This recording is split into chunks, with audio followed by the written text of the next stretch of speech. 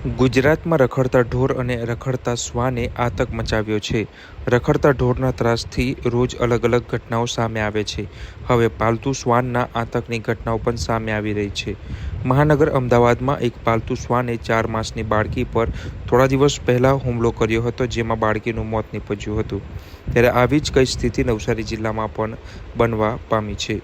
નવસારી જિલ્લામાં પણ શ્વાનના આતંકનો બનાવો સામે આવી રહ્યા છે, જેને લઈને નવસારીની જનતા ચિંતામાં મુકાઈ છે, હેરાન પરેશાન થઈ રહી છે અને ભયભીત થઈ રહી છે. ત્યારે નવસારી જિલ્લાની વાત કરવામાં આવે તો નવસારી જિલ્લામાં શ્વાન કરડવાના કેસોમાં નોંધપાત્ર વધારો નોંધાયો છે. નવસારીની સિવિલ હોસ્પિટલમાં જાન્યુઆરીથી એપ્રિલ 2025 સુધીના 4 મહિનામાં કુલ 1145 લોકોને શ્વાન કરડ્યા છે. આ તમામ દર્દીઓને એન્ટી રેબિટ વેક્સિન આપવામાં આવી છે. જાન્યુઆરીમાં સૌથી વધુ 345 કેસ નોંધાયા હતા, ફેબ્રુઆરીમાં 246, માર્ચ મહિનામાં 297 અને એપ્રિલમાં 297 લોકોને શ્વાન કરડ્યા હતા. આ જે આંકડા છે તે નવસારી સિવિલ હોસ્પિટલ દ્વારા મળી છે.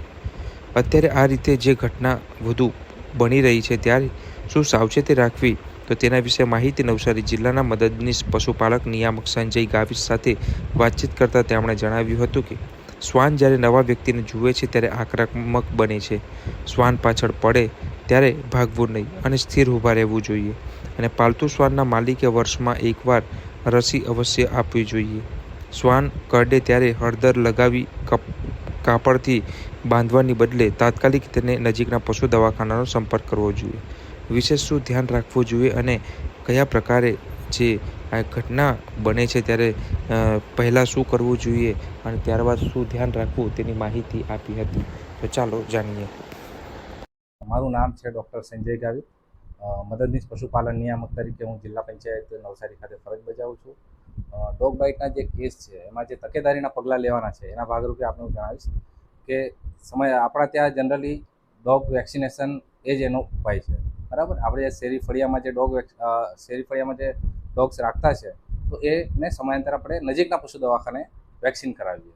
તદુપરાંત 28 સપ્ટેમ્બરે દર વર્ષે આપણે જિલ્લામાં એક આપણી દાંતેજ ખાતે વેટનરી પોલિક્લિનિક આવેલું છે. ત્યાં વર્લ્ડ રેબિસ ડેના સેલિબ્રેશનના ભાગરૂપે એન્ટી રેબિસ કેમ્પેનનું આયોજન કરવામાં આવ્યું છે.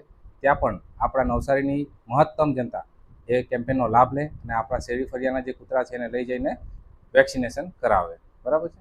રેબિસ એક એવો વિષાણુજન્ય રોગ છે કે જે એકવાર થઈ ગયા પછી એની કોઈ સારવાર નથી. તો એમાં વેક્સિનેશન એ જ બચાવ છે.